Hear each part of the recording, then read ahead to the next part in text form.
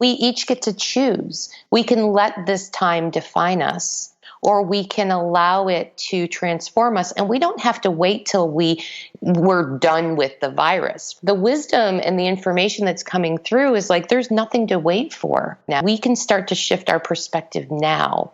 And that doesn't mean bypassing what we're experiencing. It doesn't mean that we shouldn't feel scared or fearful or grief-filled because of the loss that's happening around us. It's holding both the human experience and the soul experience in the same moment. And to me, that's wholeness.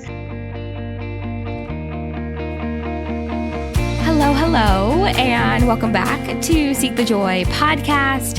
Happy Seek the Joy Thursday. I'm your host, Sydney Weiss, and I am really excited to bring you 2 episodes this week because not only is today's conversation really timely, but the wisdom that just oozes out of this conversation, I was like, when can we share this? We have to share this immediately. So on the podcast today is Amy White. Amy is an international best-selling author, highly sought-after speaker, and intuitive medium. And she's really on a mission to help individuals heal the past, discover personal truth, and thrive. And Amy was actually once a reluctant medium, but now she embraces her innate intuitive gifts and has made it her intent really to show up in the world as a truth teller by bringing forward powerful messages for personal transformation. And that's exactly what she does in today's episode. Amy shares how she became an intuitive medium and her advice for anyone that wants to begin working with their intuition. We talk about learning to trust ourselves by reconnecting back to our body and coming back into alignment with the wholeness of who we are. Amy shares the wisdom of this moment and the gifts of this global pause with the pandemic and how we can really begin to thrive and not just survive as a result of hardship or adversity or fear or trauma or loss. And Amy shares with us the word of this moment and really why we're all beginners right now. Plus, Amy shares with us her work channeling the greater consciousness, which is a collective group of energies, and she shares how they really present themselves to her. We talk about the role of boundaries in her work as both an intuitive and medium, her biggest dream, and so much more. I think this episode is really powerful, and it focuses on the wisdom and the lessons that we can take from this moment in time, from this year 2020, but also what we're experiencing both as a collective, but also individually. So I can't wait to hear what you guys think about this episode. Make sure to join the conversation on our social media channels, Instagram, Facebook, Twitter, and LinkedIn. We are at Seek the Joy Podcast everywhere. If you're listening on Spotify, make sure you hit follow. If you're on Apple Podcasts, hit subscribe. And while you're there, leave us a 5-star rating and review. Ratings and reviews really help the show not only get seen by new people who would just, discover it, but also share with them what Seek the Joy is all about. So when you leave that review, make sure to take a screenshot, send it to me, Sydney at seekthejoypodcast.com, and I'll send you a little something to say thank you.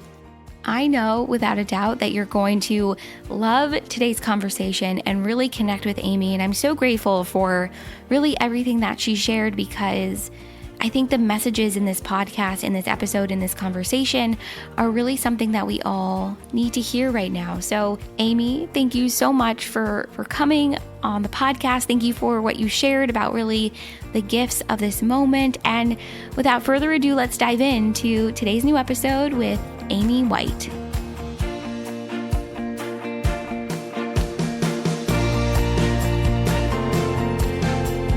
Amy, I'm so looking forward to having this conversation with you. I read that you were once a reluctant medium. So at what point did you start to embrace your gifts and really hone in on them and start sharing them with others? Well, I just love that question, because I was a reluctant medium and a reluctant intuitive as well for a very long time. And part of it had to do with my upbringing. I came from a pretty conservative background. So not only was I not able to fully embrace my intuitiveness, for lack of another word, I was told that it was wrong. And there was there was a lot of fear, and there was a lot of kind of guilt and shame associated with the fact that I had some knowing that was a little bit different than most. And so it was really into my adult life that in my late 20s that I actually started to embrace it fully. I actually started my first career in corporate positions. And I always said, I have this great gut sense. I could make decisions quickly, I could act on them, and I knew that they were right, or I knew they were the right step, even though I wasn't quite sure how I knew. But then as I got later into, as I said, in my 20s, late in my 20s, early 30s, my grandmother passed away, and my grandmother and I were very, very close. And suddenly she started to show up around me energetically in ways that were so absolutely, without a doubt, it was happening that I couldn't deny it. And it was really in her presence that I started to embrace both the mediumship aspect of the work that I'm doing now, but also the psychic intuitive aspect of the work that I'm doing. And it was just a beautiful unfolding because it was safe and it felt so organic, but at the same time, I was really afraid to tell anybody. And it took me some time to feel the courage to be able to start to speak to people about things that can be considered uncomfortable. Yeah. And one of the big catalysts to me being able to really step fully into this work and this accepting of this gift that, that I've been able to foster and nurture is that back in 2011, my son went through a serious health crisis, a mental health crisis. And I learned during that 2-year journey that he and I were on that I had to use my voice and to share information with people that was not comfortable. Mental illness is a hard thing to talk about for many. It's a hard thing to hear about for many. Yeah. But it's also, as a parent of a child who was struggling with his mental wellness, to be able to speak about that out loud was really powerful. And when I learned that I could speak and use my voice and use my truth in that way, it helped me to more fully embody speaking my truth in all areas of my life, and especially in including the mediumship and the intuitive work that I do. Yeah. What you just shared is so interesting about using your voice and developing a comfort with your voice, and also understanding the power of your voice, because I think that's a journey we're all on, especially right now, of knowing that it is safe to use your voice, that you should use your voice, and that your voice and your experience and your story and everything that comes with it is so powerful. And I have found that on the other side of sharing your voice, on the other side of speaking your truth, there's a sense of healing. And that healing, I think it helps to heal yourself, but then it can serve as healing for others too. Yes, absolutely. And I think there's a real fine line. In the work that I do with my clients, there's something that I call self-harm through vulnerability, or self-harm through authenticity. And I only mean that in the way of there's such pressure on us from a societal perspective of like, you have to tell your story, you have to speak your truth, you have to. But there is healing that comes from it. But if you haven't done your internal work, if you haven't really loved on the parts of you that experience the trauma or the crisis or the heartbreak, if you start to share that story and you haven't done that, then you're actually harming yourself more. Very often I say your story could help 1 million people, but if it hurts you every single time that you tell the story, that's not the right way. And I'll use right in air quotes, right? It's not the honoring way to use your voice and to speak your truth. Sometimes, and really even in my own experience, it took me to come into alignment with my experience in a way that felt nurturing and healing before I could help share that information with others. Mm-hmm. And sometimes it was in lockstep.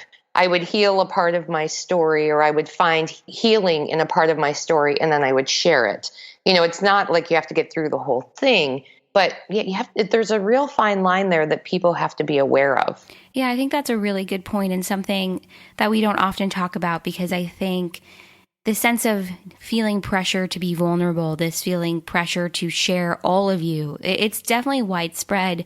But then I think you're right when you have to use your own guidance or your own, you have to check in with yourself. Does this feel good? Am I ready to share this? And then does it feel good to share? I always say that vulnerability can feel and be scary, but if it terrifies you to the point of like paralysis, don't do it. But if it terrifies you because on the other side of it is a sense of liberation or freedom or relief or love or whatever it might be, then that's a different feeling. But that is that process of checking in with yourself and really seeing what I think maybe even the intention is behind that level of sharing, or that intention is behind that level of vulnerability for yourself. Yeah, exactly. Yeah. And so I'm curious, because this brings me to something I really wanted to talk to you about, which is intuition, because part of that checking in, I think, is an intuitive process. And so how do we begin to tap into that knowing, to tap into that intuition? Because I think we're all intuitive, but maybe we each have a different level of awareness of that intuition. Yeah, we definitely are all intuitive. We all have an inner knowing, our inner being, our soul. There's so many names and words for it. That is our internal guidance system. I like to call it our internal GPS. Mm-hmm. And there's this relationship that needs to be fostered and formed with that inner knowing, so that we begin to learn to trust more and more the information that we're getting. As a society, we have been conditioned to believe in many ways that the experts, the gurus, the healers, the teachers, they know.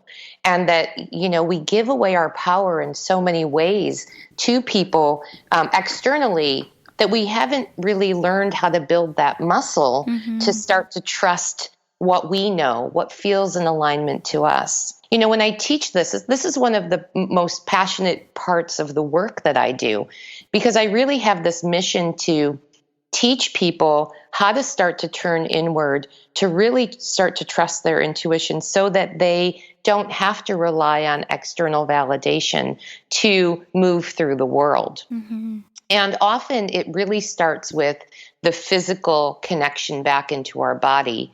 I found through my work that the body, the physical body, is the biggest antenna to our inner knowing.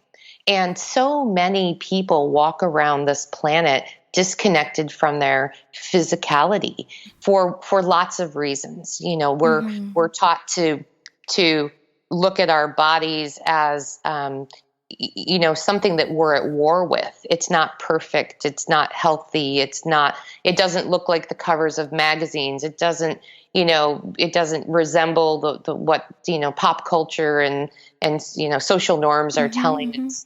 And so we disconnect from our bodies. And I did the same thing for many, many years. And when I started to learn to come back into contact with my physical body, the intuitive knowing grew and grew and grew. And it really is very simple to start this process, but it's a journey. Mm-hmm. One of the things that I do every single morning when I get up is I intentionally, lay in bed and just take 5 to 7 deep breaths. It's sort of this like coming back into my body, coming back into my consciousness after a night of sleep. And the second thing that I do is when I roll out of bed, I connect my feet to the floor. And it reminds me of like dropping a pin right on the map, or, sharing your location with somebody through your maps on your phone. But it's like, here I am in this body, in this moment, feet on the floor, in my location, in my bedroom or wherever, if I'm traveling, it helps me to come into contact with the place and time that I'm in, and to become really present with that with that connection between the soul part of me and the human physical part of me. Mm-hmm. I love what you just shared, because it reminds me so much of what I've been taught or told or heard through Kundalini yoga, which is about coming back into your body glove. And it's about this like physical soul connection. And within that, I think is a process of trust. And so I'm curious for you, if that rings true at all, of the more you've allowed yourself to be in your body and to feel what it means to be in your body, that then has allowed you to trust yourself more and to trust your intuition more. Because I think you're right. It is a journey. Tapping or trusting your intuition, it is not like a one and done kind of thing. It continues to evolve with you. So yeah, I'm wondering if trust has played a role in all of this for you as well. Absolutely. And I think that trust is the biggest practice, because as we come into contact with ourselves, and we do it with intentionality, we come into contact with the parts of us, the parts within us that need extra love. Yeah. The younger versions of ourselves, the other aspects of ourselves that, I try to not say need healing, because I really don't believe that any of us are broken. But there are definitely past traumas and hurts and experiences that need to be loved on in a much deeper way. And so as we come into contact with those parts of us that need extra love, and we start to really give ourselves that love that perhaps we haven't ever done in that way before, the trust almost happens organically, because it's like those aspects of ourselves start to come back into alignment, with the wholeness of us. And so they begin, I'll use the words they begin, but those parts of us begin to trust more and more. Hey, we have our back. We have our own back. There's a deeper knowing here. There's a deeper resonance, here, that as we begin to do that work, we start to see evidence of day in and day in. And that trust builds, and that trust builds. Yeah. And as you build that trust too, there is less reliance on others for those answers, as you shared earlier. I think as a society, we look so much, too often we look outside of ourselves to someone else to heal us, or someone else to shed light on what's going on. But it's a process of trusting yourself to know that you already have those answers. Those answers are within, but it may take a little bit of time for it to reveal themselves to you, in a way that maybe we understand. But I think that's interesting. Yeah, trust definitely plays such a huge role in all of it. Yeah, and our bodies will tell us. Oh, for sure. One of the things that I teach in my intuition course is that we can use our body as an indicator. Is this my truth, or is this not my truth? And it's a very simple practice of really sitting in, meditation, or just sitting quietly, coming into that physical connection with our body that we just talked about. And then, I like to play with it a little bit and say, I'm going to tell myself a lie, like a big, bold lie that my intellectual mind can't go, well, I could rationalize that. I'll say something like, my name is Fred. It sounds silly and it's kind of funny, but at the same time, it's like, okay, well, my brain can't dispute that. Right. And then I give myself a chance to see where that untruth sits in my body. And for me, my gut tightens. I actually get this buzzing in my tongue. And so as I've learned to see and feel how my body responds to untruth, and then on the flip side, I do the same thing with telling myself a truth and seeing how my body responds, then it's not about pushing away external information or input from people outside of us. It's taking that information and saying, okay, how does this feel in my body? Ooh, that doesn't feel good, because I'm getting that gut tightening that I get when I tell myself an untruth. So something's not in alignment with me. It doesn't mean that it's bad information or wrong information. It's really getting to the point where you're just checking in on, does this feel good to me or not? Does this feel resonant to me or not? And then acting from that place. Yeah, I think that's really the key, is that process of checking in with yourself. Does this feel good? Does it not feel good? Too often, I think we're so much on autopilot. We're just moving through the day or the latest crisis or whatever's going on at work or with your family. And if we can take a step back and actually check in and see how we're feeling and see what rings true. And at that point, then you can decide, how much of what you're being told or shared with you can integrate because it rings true for you, and how much of it you kind of, leave at the door and keep moving. Yeah, I think that's huge. Yeah. And I use the mantra, it's not my story, so often, especially in the last 7-8 months of, hearing information, feeling inside of myself and saying, okay, but that's not my story. And that way it takes the resistance out of the picture, because I don't have to push against anything that isn't my story or doesn't feel resonance with me. Like you just said, I can say, okay, that's not my story. Leave it at the door. I love the way you use the wording there. And I move on. Yeah. And then I say, okay, well, how do I then come into alignment with what is my story? And there's a whole exploration that can happen here.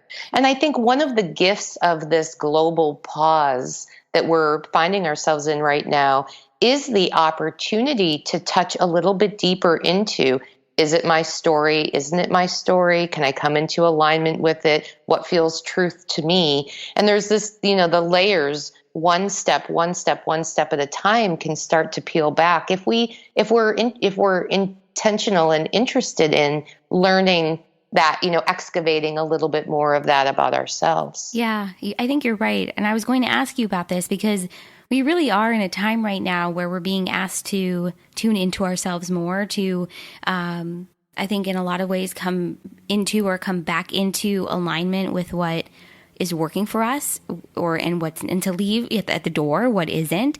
And I think it's a very interesting time. And so I wanted to ask you, and you sort of already answered it, but what are the sort of messages or wisdom that might serve as some comfort for people right now? Because this is a really weird, unprecedented time.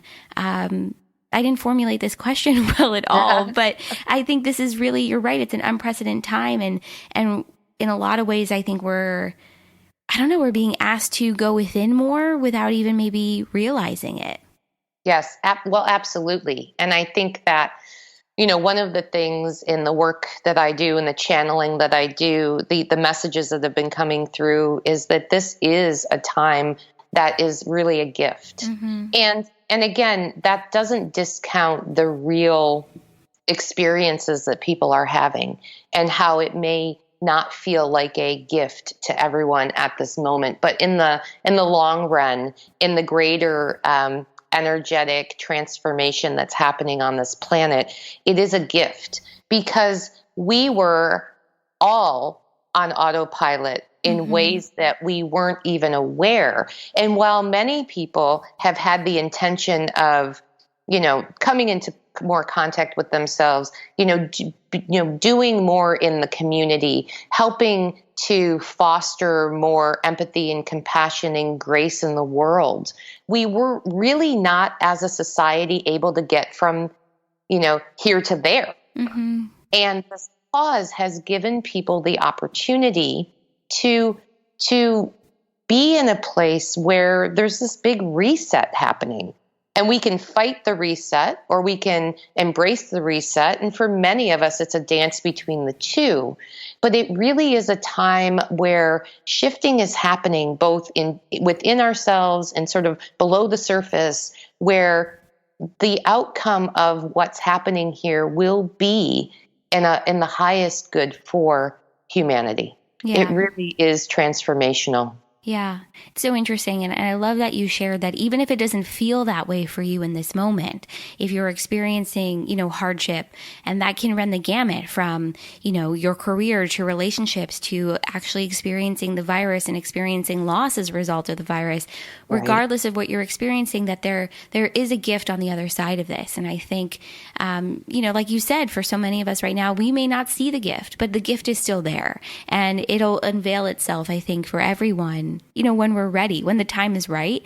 But I really appreciate what you share, because often we hear these messages, but if you're experiencing hardship, it may be difficult to find that perspective for yourself. Exactly. And, this is, And it's not new, but it's because of the way that it's impacted us as a collective, as a global collective, Yeah. that it's much more up in our awareness. And we are constantly going through birth and death cycles in our lives, personally and as communities. And Mm-hmm. it's an end and it's a beginning, and it's a beginning and it's an end. And it's in that embracing of, not only will we, be able to survive the experiences that life presents to us. And I'm not even talking about the virus, but just in general, we can thrive, as a result of it.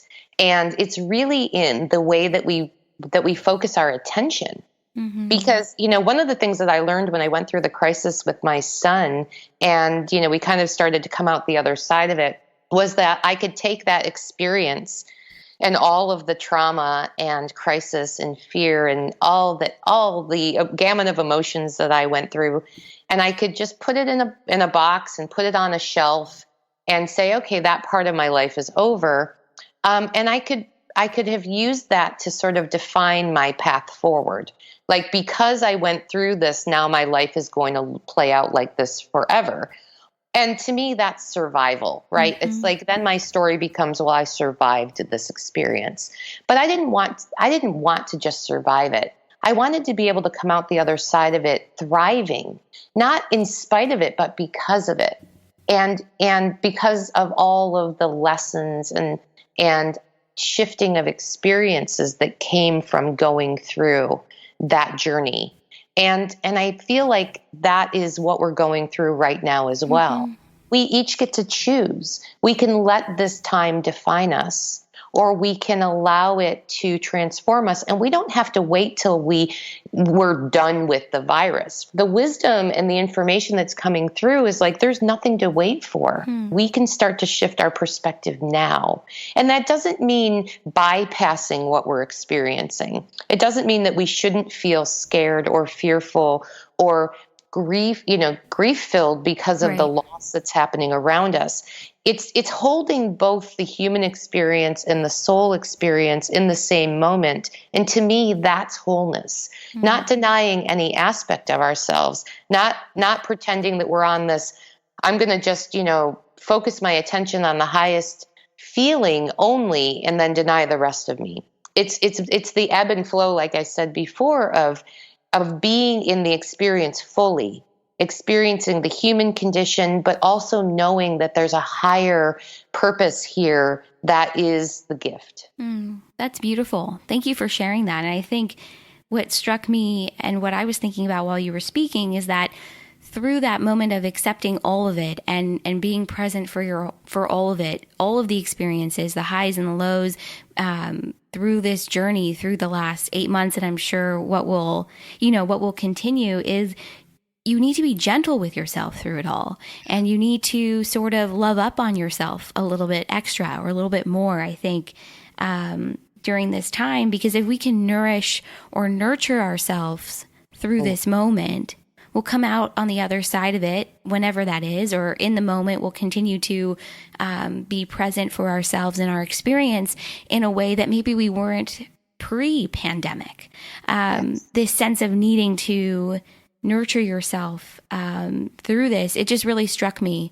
That's what I kept thinking about while you were speaking. Yeah, exactly. And the word that's been coming through my channeling has been grace, and the fact that no one on this planet has ever been through what we're going through right now at the level that we're experiencing it. And so it kind of levels the playing field in that every single one of us is a beginner in this moment.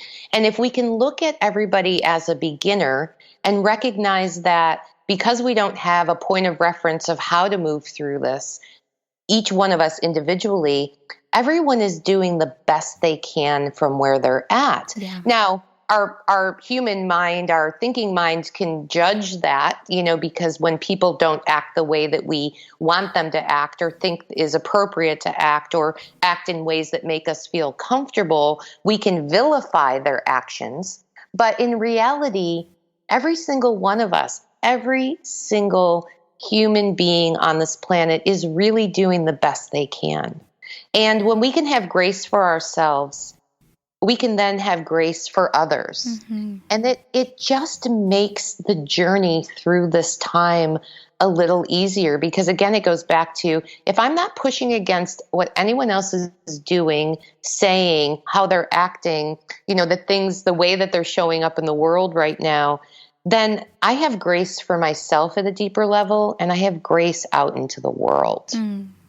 Yeah, that word grace keeps coming up quite a bit. And I think that grace starts with yourself. And then once you sort of almost master or begin to show yourself that grace, then you can start showing it for others. But it definitely is like I think it's a self practice first. And within that sense of grace is forgiveness, it's patience, it's nurturing. There's so much that I think sort of falls within that umbrella of grace too.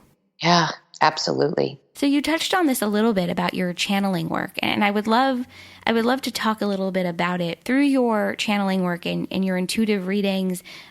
Who or what do you channel? So I channel a group of energies that call themselves the greater consciousness. And the way that they describe themselves is all of the wisdom that ever was, all of the wisdom that will ever be, and all of the wisdom that exists right now in this time and space, and every living being. So in essence, what they are is the infinite wisdom that exists within each of us. And it's really interesting, because even though I've been channeling for a very long time, I never had the need for me to name the energies, right? But over the last 2 years, they actually came through to me and said, this is what we want to be referred to as, and this is what we represent.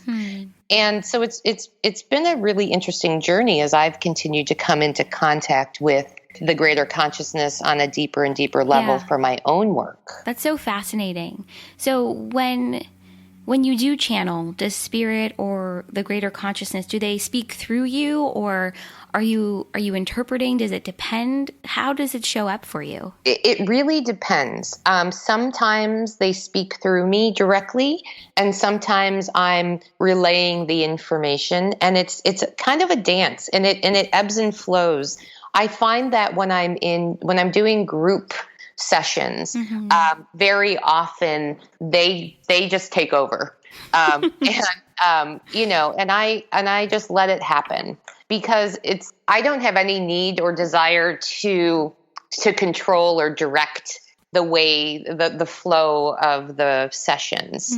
So it's interesting for me as well to like feel the different ways that the energy comes through me. Yeah, I was going to ask you, if the way the energy has shown up for you, if it has shifted throughout your time of channeling, or even within the last, 6 to 8 months, because I think it's so interesting what you just shared about how the energy, how you experience it might be different depending on, the circumstance or who you're with. Yeah, exactly. And I haven't even tried to figure out why sometimes they show up one way and sometimes they show up the other. But it has, the connection with the greater consciousness for me has definitely deepened over this last, 6 or 8 months. Yeah. And part of it is that at the very beginning of the pandemic, one of the things that I felt very strongly was, how do I show up in a way that can be helpful to people who are seeking more information and more information about how to be right now in this moment. And I was guided to start to do these monthly free channeling calls. And it really has given me the opportunity to connect. Not that I'm not doing these channeling, on a daily basis with my clients, but it was a different way that I was showing up, and a different way that I was putting my work out into the world. And it's very interesting, because I'm also starting to see that it's almost this I don't have to flip the switch with them, that sometimes I'll be doing an interview like this and they will just want to come through. And so I'm just allowing that expansion to happen. It sounds like it's been a process of surrender for you and kind of like allowing them or it to sort of show up the way that will serve sort of the greater good or the audience or the individual you're giving a reading to, in that moment. Yeah, and it's very interesting because in my mediumship practice specifically, and so when I use the word mediumship, that's where I work with people to connect with souls that crossed over to the non-physical, where the greater consciousness, these energies were never souls in a physical body. So the vibration is different. But when I started to do mediumship, I recognized, even before I agreed with Source to do that work, that I had to have very strong boundaries. That I did not want to be walking around the earth, walking around the world and having everybody's dead loved ones showing up. And so it's been an interesting experience for me because I hold so strongly to those energetic boundaries with the souls that have crossed over, that all of a sudden it's like this dance with the greater consciousness, which doesn't feel like I need to have a boundary because it's so much integrating within the who I am.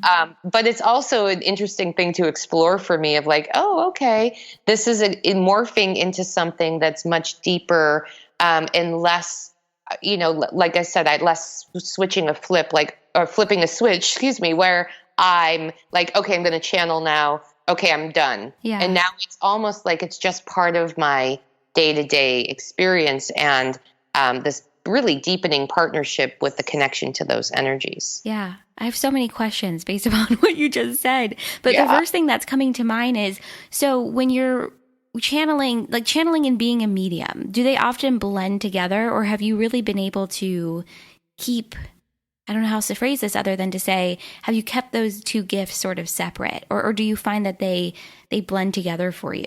I mean, everything blends together. Very often, if a client comes to me specifically for a mediumship reading, the greater consciousness is present in the reading. And often they will start sharing whatever needs to be shared with the client before we actually connect in with the loved one or the soul that's transitioned that they want to connect with. And it's really important because the greater consciousness almost, I would say, helps to clarify and acts as the mediator, for lack of better terms, of like the big healing that needs to happen in the connection between the physical client and the soul client, for lack of better words. Yeah. So it all does combine.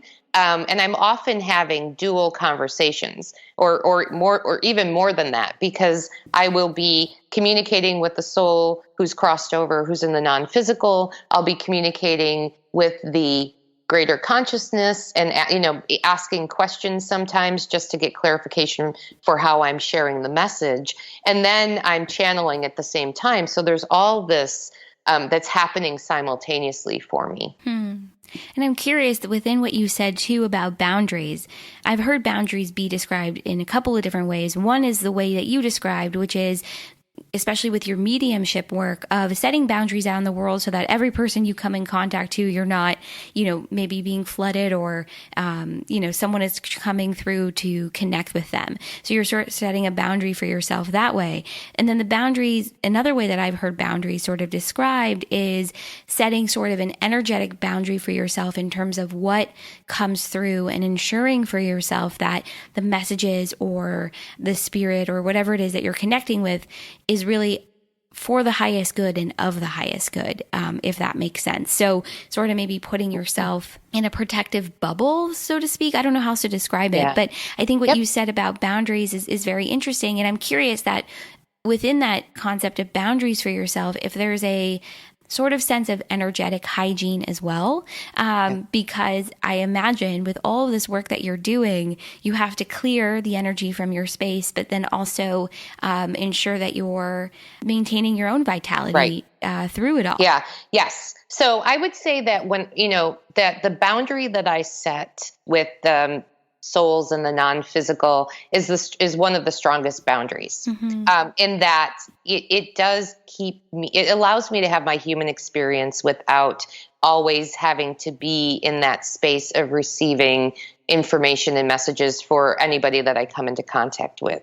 But the other thing is around the protection that you were asking. I have not ever had the need to set protective boundaries. In fact, it feels as though for me, I trust that what comes through is the highest good and the highest energies. And I've never had an issue where that hasn't been the truth. I've had some challenging energy come through, but not anything that I would say I required protection. And for me, where you put your attention brings more in. And so if I walk around the world worried about being infiltrated by lower vibration energy, that opens the door for lower vibration energy to come in. And so it is a boundary of the highest good comes through me, always. Yeah. So that's really a big piece of it for me. But the other side of it is that from an energetic hygiene perspective, I do a little bit of clearing after every session. But one of the things for me is that and very often I won't remember a session, or I'll remember only bits and pieces because I don't retain anything. My thinking mind, my ego mind, has learned to step aside. And so when I'm doing the work, the intention is, because none of the information is for me, I don't have to hold on to any of it. And so, it's a constant clearing of energy through me. And the interesting thing is the way that it shows up in the physical sense is that for years and years and years, I prided myself on remembering names and faces and information about people, that I worked with, like, their kids' birthdays and anniversaries and all of these things. And the more I do this work, the less I retain all information. And so it's been a really interesting shift for me to learn different ways to remember things that are really important about people, but also knowing that the clearing that I have to go through to continue to keep myself in the highest place of alignment requires that I let a lot of that stuff go in the holding on to it in my mind. Yeah. I was going to ask you if you remember, or if you're even conscious while you're sharing the messages from the greater consciousness. And it sounds like you are conscious for it, but you don't retain or remember any of it. It's really fascinating. Yes. Yep. And I will remember bits and pieces. And especially, if somebody has questions within a day or two of the reading and they come back, and say, hey, can you clarify this for me? I can generally tap into the feeling around the information. But I will say, and it goes back to what I was just saying a minute ago about really priding myself on remembering people, places, and things. There are times when I will have a repeat client come maybe 6 months or a year later that I won't actually remember reading. And it's not because the reading wasn't important. It's just that because I do need to make sure that the energy is not sticking within my human vehicle. Right. Those kinds of things happen. And I would say the other thing for an energetic hygiene for me is that physical movement to me is important. It is an absolute non-negotiable daily thing for me to move my body in some way. And that just really helps. Anything that might have stuck in my physical being energetically can be moved through very easily through intentional movement. Yeah, that's really interesting. And it sounds like it's also definitely a practice of grounding to do that for yourself. Yes. And it's truly nurturing, right? Yeah. That's how I love on myself, is taking care of this physical body, because it's such that strong antenna to the inner knowing that the more in wellness I can be, the deeper my connection to that knowing is. Yeah.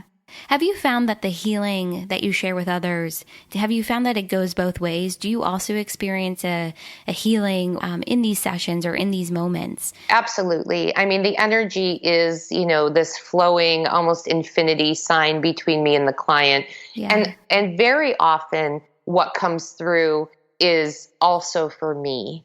Like, oh, wow, that's an answer to something that I was also Mm-hmm. kind of contemplating, or I was just journaling about this question the other day, and then it comes through for the client. And I'll have moments where even in the middle of the session, I'll be like, oh, that's for me too. Mm-hmm. you know Yeah. so yeah, absolutely, absolutely. And I think it's important that this work for me, and I'll say I'm kind of on the path of being a recovering people pleaser and a recovering doer for everyone. And so one of the agreements I made with Source, and it goes back to the boundary piece, is that I'm not going to do this work if it's only going to benefit, if I'm only serving. Like, it has to be for me too. Mm. And it has to be for me almost first and foremost, that I'm getting nurtured and nourished through the energy exchange as much as the client is. Yeah, and that's so interesting. I'm curious about what you said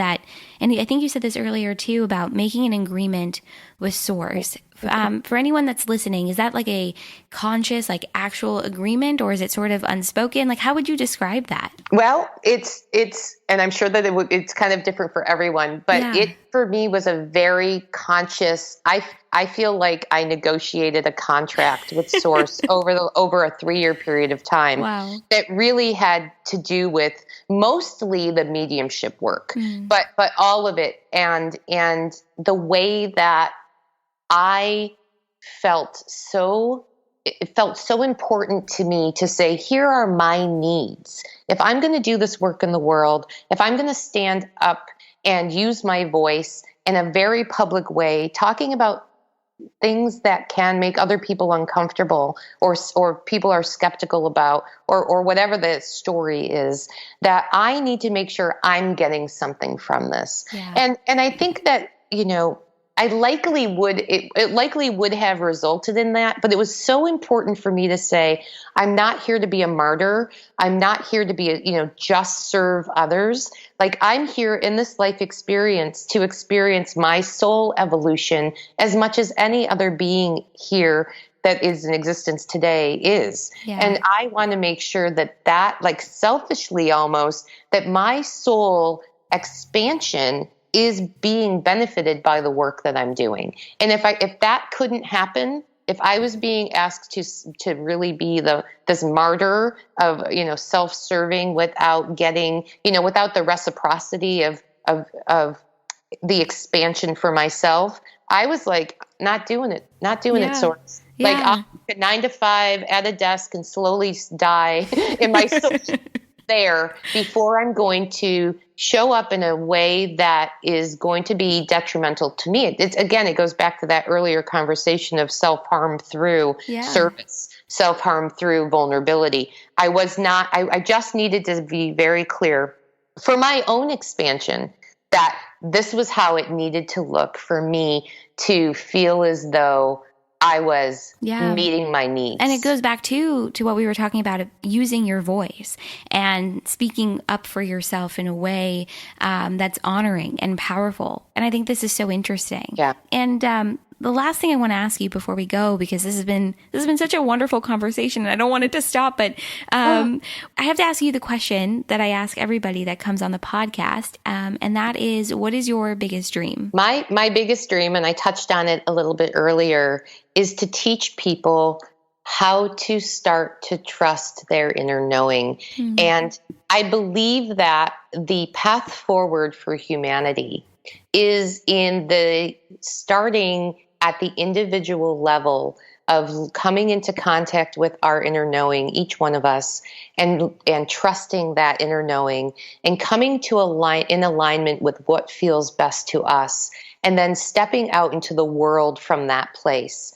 And as each one of us does that, that's where the transformation really happens. That's where the transformation really happens. And it starts within each one of us. So to me, the more people that I can teach how to do that, or start to help them to explore what might be blocking their way or what might be hindering them from coming into that deeper connection with themselves, that's my biggest dream. And it's funny because often people will say, but if you teach people how to do it, then you're going to work yourself out of a job. And I'm like, you know what? Then there'll be something else for me. Right. But to me, it really goes back to personal responsibility to come into this contact with the knowing that exists for us for the evolution, for the up-leveling of consciousness.